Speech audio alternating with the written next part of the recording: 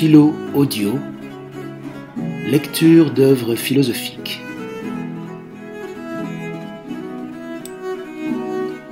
Blaise Pascal, entretien avec Monsieur de Sacy sur Épictète et Montaigne, rédigé en 1655. Monsieur Pascal vint aussi en ce temps-là, 1654, demeurer à Port-Royal-des-Champs. Je ne m'arrête point à dire quel était cet homme, que non seulement toute la France, mais toute l'Europe a admiré. Son esprit toujours vif, toujours agissant, était d'une étendue, d'une élévation, d'une fermeté, d'une pénétration et d'une netteté au-delà de ce qu'on peut croire. Cet homme admirable, enfin touché de Dieu, soumit cet esprit si élevé au joug de Jésus-Christ, et ce cœur si noble et si grand embrassa avec humilité la pénitence. Il vint à Paris se jeter entre les bras de M. Singlin, résolu de faire tout ce qu'il lui ordonnerait. M. Singlin crut, en voyant ce grand génie, qu'il ferait bien de l'envoyer à Port-Royal-des-Champs, où M. Arnauld lui prêterait le collet en ce qui regardait les hautes sciences, et où M. de Sacy lui apprendrait à les mépriser. Il vint donc demeurer à Port-Royal. La conduite ordinaire de M. de Sacy, en entretenant les gens, était de proportionner ses entretiens à ceux à qui il parlait. S'il voyait par exemple M. Champagne, il parlait avec lui de la peinture. S'il voyait M. Hamon, il l'entretenait de la médecine. S'il voyait le chirurgien du lieu, il le questionnait sur la chirurgie. Ceux qui cultivaient ou la vigne, ou les arbres, ou les grains, lui disaient tout ce qu'il y fallait observer. Tout lui servait pour passer aussitôt à Dieu et pour y faire passer les autres. Il crut donc devoir mettre M. Pascal sur son fond et lui parler des lectures de philosophie dont il s'occupait le plus. Il le mit sur ce sujet aux premiers entretiens qu'ils eurent ensemble. M. Pascal lui dit que ses deux livres les plus ordinaires avaient été Épictète et Montaigne, et il lui fit de grands éloges de ces deux esprits. M. de Sacy, qui avait toujours cru devoir peu lire ses auteurs, pria M. Pascal de lui en parler à fond. Épictète, dit M. Pascal, prié par M. de Sacy de lui parler à fond de ce philosophe, ainsi que de Montaigne. Épictète est un des philosophes du monde qui ait le mieux connu les devoirs de l'homme. Il veut, avant toute chose, qu'il regarde Dieu comme son principal objet, qu'il soit persuadé qu'il gouverne tout avec justice, qu'il se soumette à lui de bon cœur et qu'il le suive volontairement en tout, comme ne faisant rien qu'avec une grande sagesse. Qu'ainsi cette disposition arrêtera toutes les plaintes et tous les murmures et préparera son esprit à souffrir paisiblement les événements les plus fâcheux. Ne dites jamais, dit-il, j'ai perdu cela. Dites plutôt, je l'ai rendu. Mon fils est mort, je l'ai rendu. Ma femme est morte, je l'ai rendue. Ainsi des biens et de tout le reste. Mais celui qui me l'ôte est un méchant homme, dites-vous. De quoi vous mettez-vous en peine, par qui celui qui vous l'a prêté vous le redemande? Pendant qu'il vous en permet l'usage, ayez-en soin comme d'un bien qui appartient à autrui, comme un homme qui fait voyage se regarde dans une hôtellerie. Vous ne devez pas, dit-il, désirer que ces choses qui se font se fassent comme vous le voulez, mais vous devez vouloir qu'elles se fassent comme elles se font. Souvenez-vous, dit-il ailleurs, que vous êtes ici comme un acteur et que vous jouez le personnage d'une comédie tel qu'il plaît au maître de vous le donner. S'il vous le donne court, jouez-le court. S'il vous le donne long, jouez-le long. S'il veut que vous contrefassiez le gueux, vous le devez faire avec toute la naïveté qui vous sera possible. Ainsi du reste. C'est votre fait de jouer bien le personnage qui vous est donné. Mais de le choisir, c'est le fait d'un autre. Ayez tous les jours devant les yeux la mort et les maux qui semblent les plus insupportables. Et jamais vous ne penserez rien de bas et ne désirerez rien avec excès. Il montre aussi en mille manières ce que doit faire l'homme. Il veut qu'il soit humble, qu'il cache ses bonnes résolutions, surtout dans les commencements, et qu'il les accomplisse en secret. Rien ne les ruine davantage que de les produire. Il ne se lasse point de répéter que toute l'étude et le désir de l'homme doivent être de reconnaître la volonté de Dieu et de la suivre. Voilà, monsieur, dit Pascal à de Sacy, les lumières de ce grand esprit qui a si bien connu les devoirs de l'homme. J'ose dire qu'il mériterait d'être adoré s'il avait aussi bien connu son impuissance, puisqu'il fallait être Dieu pour apprendre l'un et l'autre aux hommes. Aussi, comme il était terre et cendre, après avoir si bien compris ce qu'on doit, voici comment il se perd dans la présomption de ce qu'on peut. Il dit que Dieu a donné à tout homme le moyen de s'acquitter de toutes ses obligations, que ces moyens sont toujours en notre puissance, qu'il faut chercher la félicité par les choses qui sont en notre pouvoir, puisque Dieu nous les a données à cette fin. Il faut voir ce qu'il y a en nous de libre, que les biens, la vie, l'estime ne sont pas en notre puissance et ne mènent donc pas à Dieu, mais que l'esprit ne peut être forcé de croire ce qu'il sait être faux, ni la volonté d'aimer ce qu'elle sait qui la rend malheureuse. Que ces deux puissances sont donc libres, et que c'est par elles que nous pouvons nous rendre parfaits. Que l'homme peut, par ses puissances, parfaitement connaître Dieu, l'aimer, lui obéir, lui plaire, se guérir de tous ses vices, acquérir toutes les vertus, se rendre saint, et ainsi compagnon de Dieu. Ces principes d'une superbe diabolique le conduisent à d'autres erreurs, comme que l'âme est une portion de la substance divine, que la douleur et la mort ne sont pas des maux, qu'on peut se tuer quand on est tellement persécuté, qu'on peut croire que Dieu appelle, et d'autres. Pour Montaigne, dont vous voulez aussi, monsieur, que je vous parle, étant né dans un état chrétien, il fait profession de la religion catholique, et en cela, il n'a rien de particulier. Mais comme il a voulu chercher quelle morale la raison devrait dicter sans la lumière de la foi, il a pris ses principes dans cette supposition. Et ainsi, en considérant l'homme destitué de toute révélation, il discourt en cette sorte. Il met toute chose dans un doute universel et si général que ce doute s'emporte soi-même, c'est-à-dire s'il doute, et doutant même de cette dernière proposition, son incertitude roule sur elle-même dans un cercle perpétuel et sans repos. S'opposant également à ceux qui assurent que tout est certain et à ceux qui assurent que tout ne l'est pas, parce qu'il ne veut rien assurer. C'est dans ce doute qui doute de soi et dans cette ignorance qui s'ignore, et qu'il appelle sa maîtresse forme, qu'est l'essence de son opinion, qu'il n'a pu exprimer par aucun terme positif. Car s'il dit qu'il doute, il se trahit, en assurant au moins qu'il doute. Ce qui étant formellement contre son intention, il n'a pu s'expliquer que par interrogation. De sorte que, ne voulant pas dire « je ne sais », il dit « que sais-je », dont il fait sa devise en la mettant sous des balances qui, pesant les contradictoires, se trouvent dans un parfait équilibre. C'est-à-dire qu'il est pur pyrrhonien. Sur ce principe roulent tous ses discours et tous ses essais. Et c'est la seule chose qu'il prétende bien établir, quoiqu'il ne fasse pas toujours remarquer son intention. Il y détruit insensiblement tout ce qui passe pour le plus certain parmi les hommes, non pas pour établir le contraire avec une certitude de laquelle seul il est ennemi, mais pour faire voir seulement que les apparences étant égales de part et d'autre, on ne sait où asseoir sa créance. Dans cet esprit, il se moque de toutes les assurances. Par exemple, il combat ceux qui ont pensé établir dans la France un grand remède contre les procès par la multitude et par la prétendue justesse des lois, comme si l'on pouvait couper la racine des doutes d'où naissent les procès, et qu'il y eût des digues qui pussent arrêter le torrent de l'incertitude et captiver les conjectures. C'est là que quand il dit qu'il vaudrait autant soumettre sa cause au premier passant qu'à des juges armés de ce nombre d'ordonnances, il ne prétend pas qu'on doive changer l'ordre de l'État. Il n'a pas tant d'ambition, ni que son avis soit meilleur. Il n'en croit aucun de bon.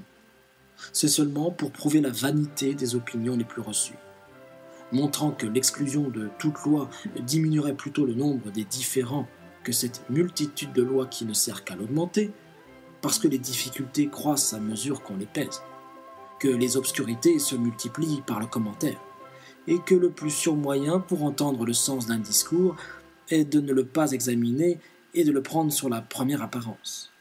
Si peu qu'on l'observe, toute sa clarté se dissipe. Aussi, il juge à l'aventure de toutes les actions des hommes et des points d'histoire, tantôt d'une manière, tantôt d'une autre, suivant librement sa première vue, et sans contraindre sa pensée sous les règles de la raison, qui n'a que de fausses mesures, ravi de montrer par son exemple les contrariétés d'un même esprit. Dans ce génie, tout libre, il lui est entièrement égal de l'emporter ou non dans la dispute, ayant toujours, par l'un et l'autre exemple, un moyen de faire voir la faiblesse des opinions.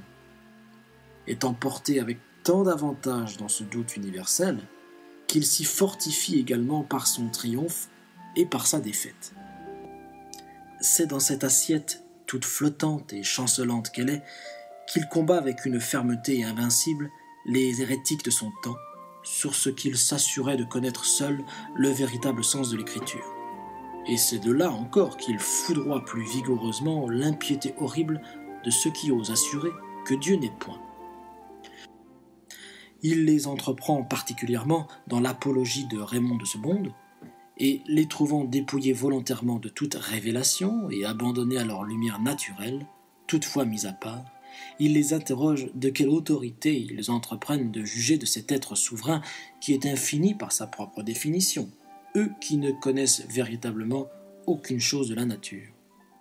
Il leur demande sur quels principes ils s'appuient. Il les presse de les montrer. Il examine tous ceux qu'ils peuvent produire et y pénètre si avant par le talent où il excelle, qu'il montre la vanité de tous ceux qui passent pour les plus naturels et les plus fermes. Il demande si l'âme connaît quelque chose, si elle se connaît elle-même, si elle est substance ou accident, corps ou esprit, ce que c'est que chacune de ces choses, et s'il n'y a rien qui ne soit de l'un de ces ordres, si elle connaît son propre corps, ce que c'est que matière, et si elle peut discerner entre l'innombrable variété des corps qu'on en produit. Comment elle peut raisonner si elle est matérielle, et comment elle peut être unie à un corps particulier et en ressentir les passions si elle est spirituelle. Quand a-t-elle commencé d'être? Avec le corps ou devant? Et si elle finit avec lui ou non? Si elle ne se trompe jamais? Si elle sait quand elle erre, vu que l'essence de la méprise consiste à ne la pas connaître? Si dans ses obscurcissements, elle ne croit pas aussi fermement que 2 et 3 font 6, qu'elle sait ensuite que c'est 5. Si les animaux raisonnent, pensent, parlent, et qui peut décider ce que c'est que le temps, ce que c'est que l'espace ou étendue, ce que c'est que le mouvement, ce que c'est que l'unité, qui sont toutes choses qui nous environnent et entièrement inexplicables, ce que c'est que santé, maladie, vie, mort, bien, mal, justice, péché, dont nous parlons à toute heure. Si nous avons en nous des principes du vrai, et si ceux que nous croyons et qu'on appelle axiomes ou notions communes, parce qu'elles sont communes dans tous les hommes, sont conformes à la vérité essentielle. Et puisque nous ne savons que par la seule foi qu'un être tout bon nous les a donnés véritables, en nous créant pour connaître la vérité, qui saura dans cette lumière si, étant formés à l'aventure, ils ne sont pas incertains, ou si, étant formés par un être faux et méchant, il ne nous les a pas donnés faux afin de nous séduire. Montrant par là que Dieu et le vrai sont inséparables, et que si l'un est ou n'est pas, s'il est certain ou incertain, l'autre est nécessairement de même. Qui sait donc si le sens commun que nous prenons pour juge du vrai en a l'être de celui qui l'a créé? De plus, qui sait ce que c'est que la vérité et comment peut-on s'assurer de l'avoir sans la connaître? Qui sait même ce que c'est qu'être, qu'il est impossible de définir puisqu'il n'y a rien de plus général et qu'il faudrait d'abord, pour l'expliquer, se servir de ce mot-là même en disant « c'est d'être ». Et puisque nous ne savons ce que c'est qu'âme, corps, temps, espace, mouvement, vérité, bien, ni expliquer l'idée que nous nous en formons, comment nous assurons-nous qu'elle est la même dans tous les hommes? Vu que nous n'avons d'autre marque que l'uniformité des conséquences, qui n'est pas toujours un signe de celle des principes. Car ils peuvent bien être différents et conduire néanmoins aux mêmes conclusions, chacun sachant que le vrai se conclut souvent du faux. Enfin, il examine si profondément les sciences et la géométrie, dont il montre l'incertitude dans les axiomes et dans les termes qu'elle ne définit point, comme d'étendue, mouvement, etc., la physique, en bien plus de manières, et la médecine, en une infinité de façons, et l'histoire, et la politique, et la morale, et la jurisprudence, et le reste, de telle sorte qu'on demeure convaincu que nous ne pensons pas mieux à présent que dans un songe dont nous ne nous éveillons qu'à la mort, et pendant lequel nous avons aussi peu les principes du vrai que durant le sommeil naturel. C'est ainsi qu'il gourmande si fortement et si cruellement la raison dénuée de la foi, que lui faisant douter si elle est raisonnable, si les animaux le sont ou non, ou plus ou moins, il la fait descendre de l'excellence qu'elle s'est attribuée, et la met par grâce en parallèle avec les bêtes, sans lui permettre de sortir de cet ordre jusqu'à ce qu'elle soit instruite par son Créateur même de son rang qu'elle ignore, la menaçant, si elle gronde, de la mettre au-dessous de tout, ce qui est aussi facile que le contraire, et ne lui donnant pouvoir d'agir cependant que pour remarquer sa faiblesse avec une humilité sincère, au lieu de s'élever par une sotte insolence. Monsieur de Sacy, se croyant vivre dans un nouveau pays et entendre une nouvelle langue, se disait en lui-même les paroles de saint Augustin. « Ô Dieu de vérité, ceux qui savent ces subtilités de raisonnement vous sont-ils pour cela plus agréables ?» Il plaignait ce philosophe qui se piquait et se déchirait de toutes parts des épines qu'il se formait, comme saint Augustin dit de lui-même lorsqu'il était en cet état. Après donc une assez longue patience, il dit à M. Pascal « Je vous suis obligé, monsieur. Je suis sûr que si j'avais longtemps lu Montaigne, je ne le connaîtrais pas autant que je fais depuis cet entretien que je viens d'avoir avec vous. Cet homme devrait souhaiter qu'on ne le connût que par les récits que vous faites de ses écrits, et il pourrait dire avec saint Augustin « Ibi me vide attende ». Je crois assurément que cet homme avait de l'esprit, mais je ne sais si vous ne lui en prêtez pas un peu plus qu'il n'en a, par cet enchaînement si juste que vous faites de ses principes. Vous pouvez juger qu'ayant passé une vie comme j'ai fait, on m'a peu conseillé de lire cet auteur, dont tous les ouvrages n'ont rien de ce que nous devons principalement rechercher dans nos lectures, selon la règle de saint Augustin, parce que ces paroles ne paraissent pas sortir d'un grand fond d'humilité et de piété.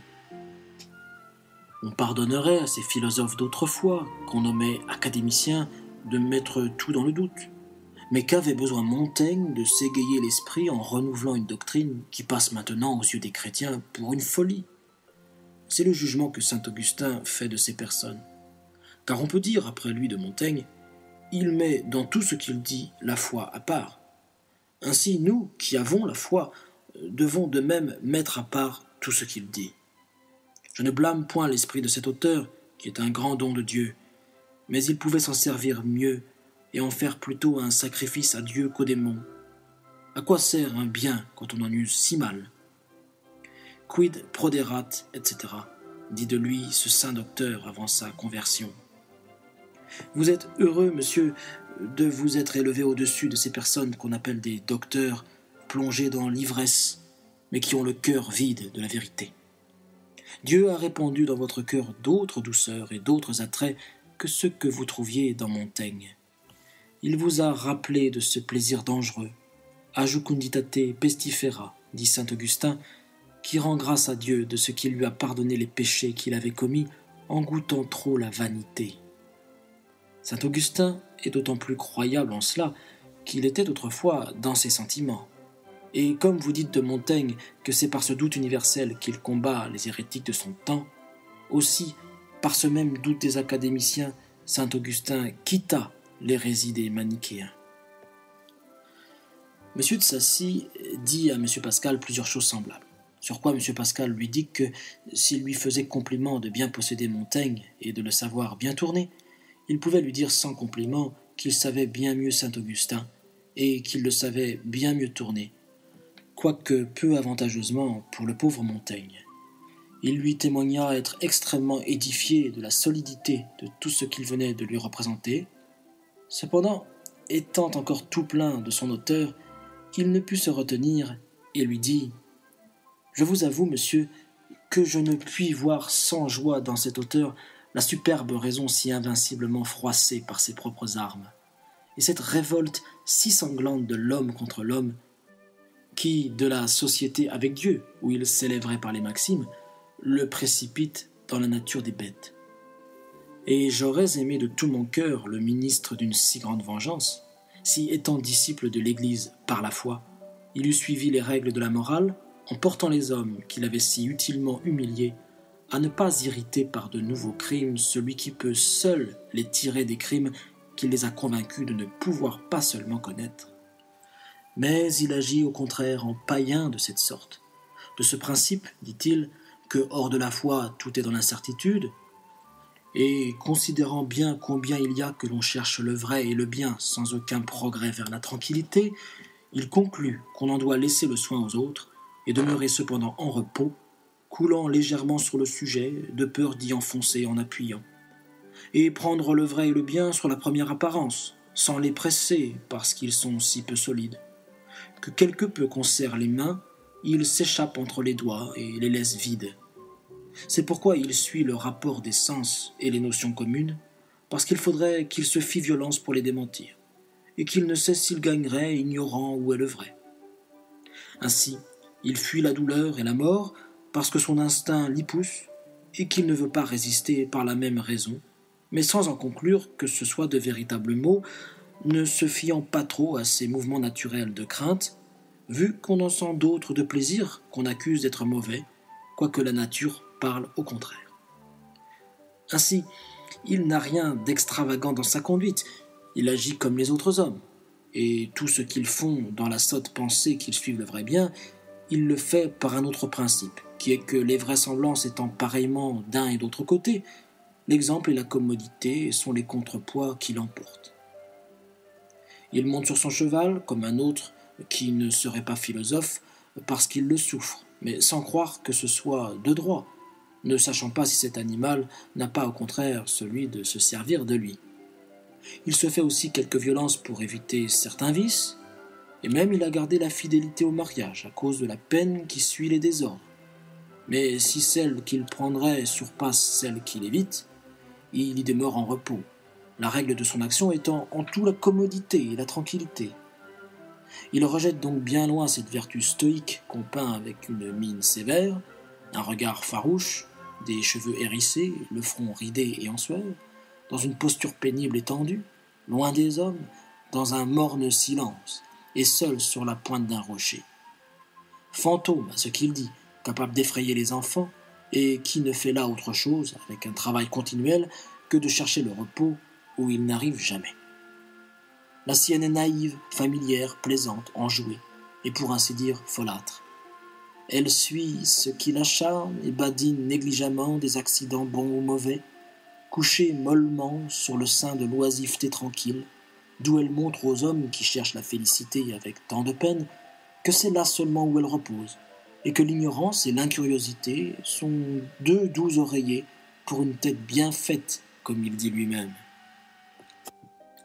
Je ne puis pas vous dissimuler, monsieur, qu'en lisant cet auteur et le comparant avec Épictète, j'ai trouvé qu'ils étaient assurément les deux grands défenseurs des deux célèbres sectes du monde, et les seuls conformes à la raison, puisqu'on ne peut suivre qu'une de ces deux routes, savoir ou qu'il y a un Dieu, et lors il y place son souverain bien, ou qu'il est incertain, et qu'alors le vrai bien l'est aussi, puisqu'il en est incapable. J'ai pris un plaisir extrême à remarquer dans ces divers raisonnements en quoi les uns et les autres sont arrivés à quelque conformité avec la sagesse véritable qu'ils ont essayé de connaître.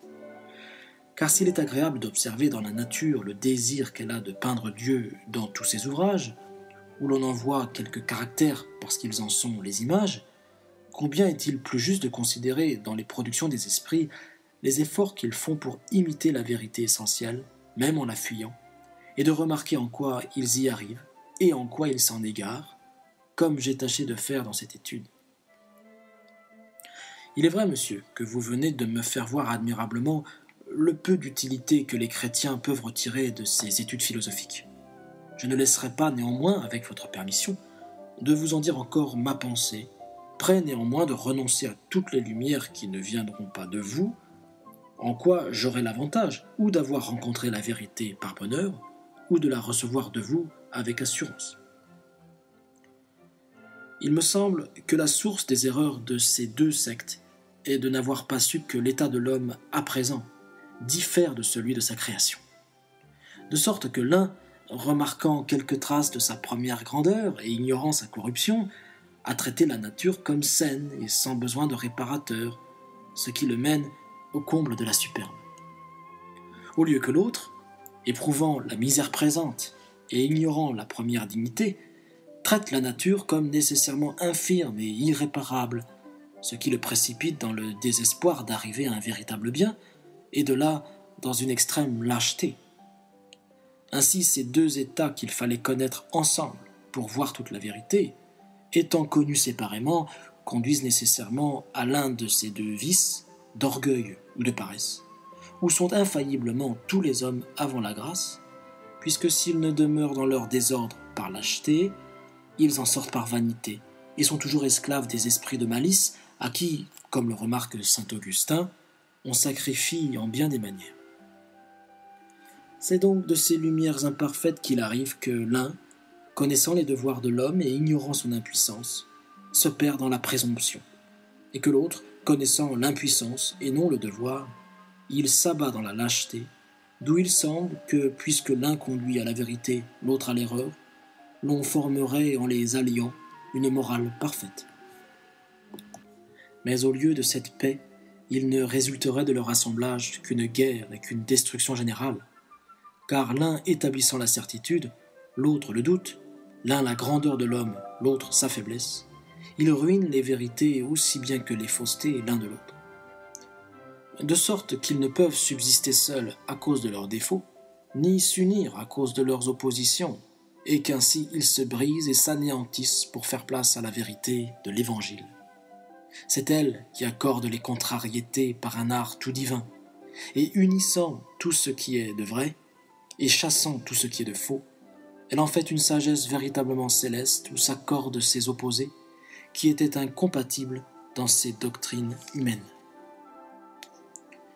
Et la raison en est que ces sages du monde placent les contraires dans un même sujet, car l'un attribuait la grandeur à la nature et l'autre la faiblesse à cette même nature, ce qui ne pouvait subsister, au lieu que la foi nous apprend à les mettre dans des sujets différents.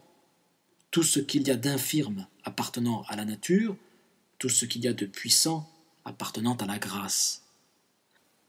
Voilà l'union étonnante et nouvelle que Dieu seul pouvait enseigner et que lui seul pouvait faire, et qui n'est qu'une image et qu'un effet de l'union ineffable de deux natures dans la seule personne d'un homme-Dieu. M. de Sacy ne put s'empêcher de témoigner à M. Pascal qu'il était surpris comment il savait tourner les choses, mais il avoua en même temps que tout le monde n'avait pas le secret comme lui de faire sur ses lectures des réflexions si sages et si élevées. Il lui dit qu'il ressemblait à ces médecins habiles qui, par la manière adroite de préparer les plus grands poisons, en savent tirer les plus grands remèdes.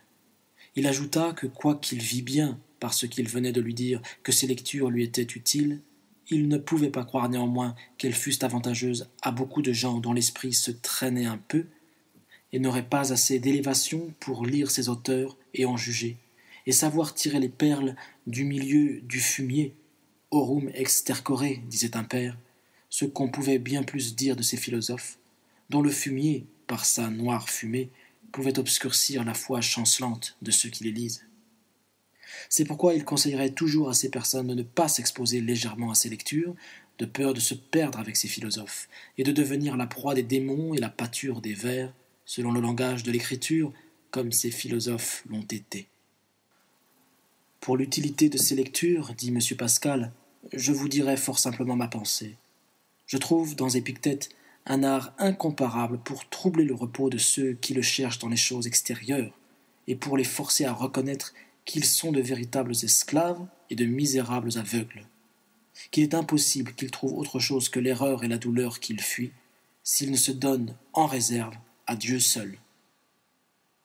Montaigne est incomparable pour confondre l'orgueil de ceux qui, hors la foi, se piquent d'une véritable justice, pour désabuser ceux qui s'attachent à leurs opinions et qui croient trouver dans les sciences des vérités inébranlables, et pour convaincre si bien la raison de son peu de lumière et de ses égarements qu'il est difficile, quand on fait un bon usage de ces principes, d'être tenté de trouver des répugnances dans les mystères, car l'esprit en est si battu qu'il est bien éloigné de vouloir juger si l'incarnation ou le mystère de l'Eucharistie sont possibles, ce que les hommes du commun n'agitent que trop souvent.